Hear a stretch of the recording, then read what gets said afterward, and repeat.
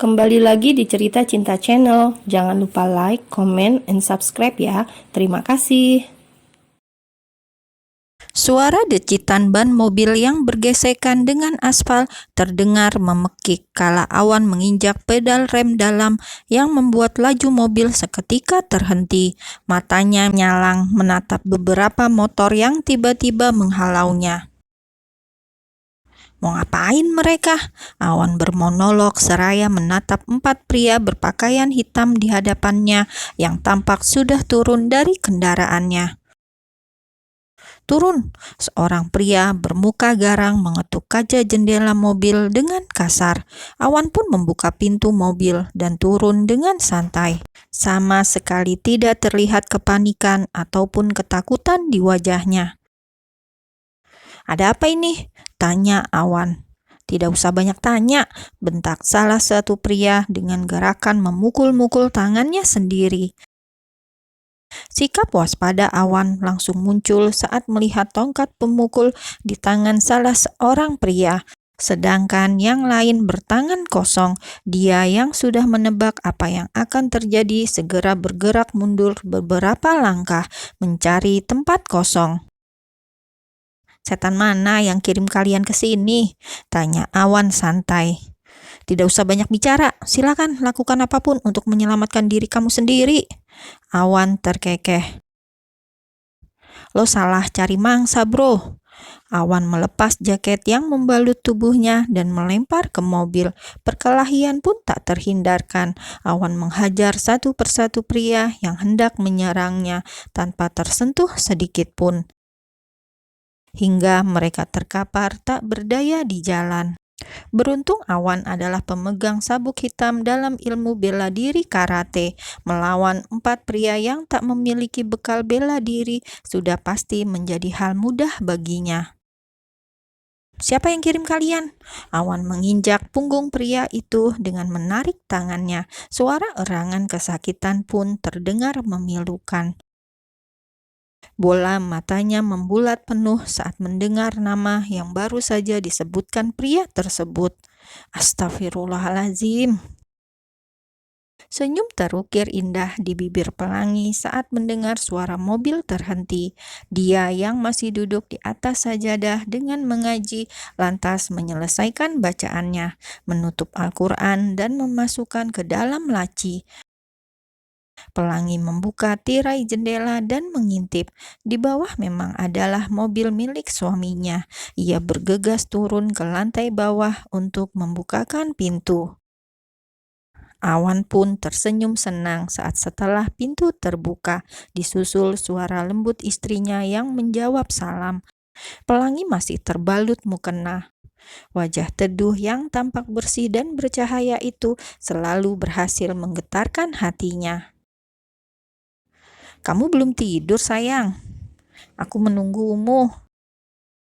"Sini." Awan menarik Pelangi ke dalam pelukannya dan mengecup puncak kepala berulang-ulang. Ia tahu Pelangi selalu mendoakannya setiap jauh dari rumah dan akan menyambut kepulangannya dengan senyuman. Hal yang selalu berhasil membuat Awan jatuh hati.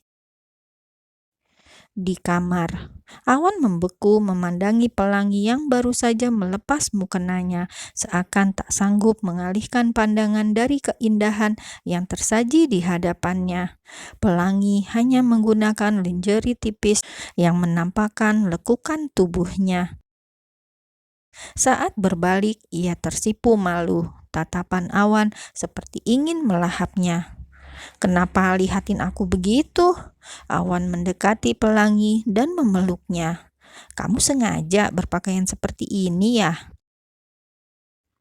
"Kan Habi yang memintaku untuk siap-siap." "Iya sih, tapi aku tidak menyangka kamu akan memakai pakaian setipis ini." "Habi tidak suka." "Suka lah," jawabnya cepat. "Kamu sangat cantik kalau pakai baju seperti ini. Belinya di mana, sayang?" Alis Pelangi tampak berkerut menatap suaminya. "Loh, bukannya Habi yang membelikan? Di lemari ada banyak baju seperti ini, modelnya juga macam-macam." Awan terkekeh lalu menepuk dahinya. Aku mana ngerti beli baju perempuan, itu pasti kerjaan ibu. Kan aku minta tolong ibu beli pakaian untuk kamu. Pelangi semakin malu rasanya, Awan semakin mengeratkan tangannya yang melingkar di pinggang. Ibu pasti sengaja biar cepat punya cucu, jadi kita tidak boleh mengecewakan ibu. Pelangi mengangguk dengan malu-malu. Aku mandi dulu ya sayang. Bukannya tadi sore sudah mandi? Iya sih, tapi gua kan habis gebukin anak buah setan. Masa mau ibadah nggak mandi dulu? Gua kan mau punya anak yang soleh. Perlahan kelopak mata Pelangi terbuka ketika meraba pembaringan di sebelahnya. Biasanya ia akan tidur dengan memeluk suaminya, namun kini Awan tak berbaring di sisinya, padahal waktu masih menunjukkan pukul 2 pagi. Pandangan Pelangi mengelilingi kamar dengan pencahayaan temaram. Awan tampak berdiri menghadap jendela, sehingga posisinya membelakangi ranjang dan hanya menggunakan celana piyama. Meskipun cahaya kamar seadanya, namun lukisan naga di punggungnya masih terlihat jelas. Habi, lamunan Awan membuyar kala merasakan tangan halus melingkar erat di perutnya, juga kepala Pelangi yang bersandar di punggungnya. Kamu terbangun? Iya, Habi kenapa tidak tidur? Tanyanya dengan masih bersandar di punggung. Awan menarik nafas dalam, kemudian membalikkan tubuhnya. Ia menarik Pelangi ke dalam pelukan dan menciumi ubun-ubunnya. Aku belum bisa tidur. Apa ada masalah? Pelangi mendongak menatap mata sang suami. Iya, Hani, masalah besar. Ada yang tidak bisa move on dari kamu. Sedikit, tapi tidak apa-apa. Awan mengeratkan pelukan. Rasa nyaman saat memeluk Pelangi membuatnya seperti tak ingin melepas. Begitupun dengan Pelangi yang merasa begitu damai saat bersandar di dada sang suami. Terus kenapa sampai tidak bisa tidur? Awan tersenyum, bukannya ingin menyembunyikan sesuatu dari Pelangi, tetapi ia tidak ingin masalah penyerangan tadi membuat istrinya khawatir berlebihan. Sebenarnya ada sesuatu yang mengganggu pikiranku. Apa itu? Ngobrol sambil baring yuk. Awan membawa Pelangi ke tempat tidur. Ia merebahkan kepalanya di pangkuan wanita itu. Sementara tangannya ia letakkan di kepalanya, meminta Pelangi mengelus rambutnya. Hani, kenapa dikatakan dalam sebuah ayat bahwa Allah akan menguji umatnya? Pelangi membelai rambut suaminya sambil tersenyum. Ada 3 sebab kita diuji. Yang pertama, untuk menghapuskan dosa yang telah berlalu. Yang kedua, Allah ingin memberi pahala kepada kita. Dan yang ketiga, Allah ingin menaikkan derajat kita. Bentuk ujiannya seperti apa? Ujian itu bukan hanya tentang cobaan, Habi. Kenikmatan dunia pun adalah bentuk ujian, tergantung keimanan seseorang, apakah dia terlena atau bersyukur. Paling berat yang mana? Ujian terberat bagi seorang perempuan adalah harta. Dia bisa khilaf dan berbuat apa saja demi mendapatkan harta. Ada yang mampu meninggalkan suami atau bahkan berusaha merebut pasangan orang lain demi harta. Ingatan Awan lantas tertuju kepada sang mantan kekasih, Priska. Terus ujian terberat laki-laki apa? Wanita. Kenapa wanita? Kan banyak ujian lain. Benar, tapi ketika laki-laki diuji dengan kecantikan, maka akan sulit baginya untuk mengendalikan diri.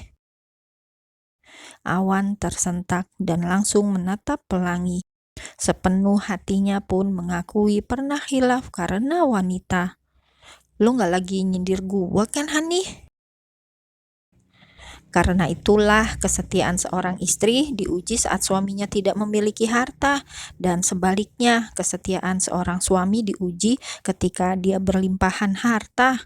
Wanita yang sudah terbuai oleh ujian harta dan laki-laki yang sudah terbuai godaan kecantikan sudah pasti akan mati hati nuraninya.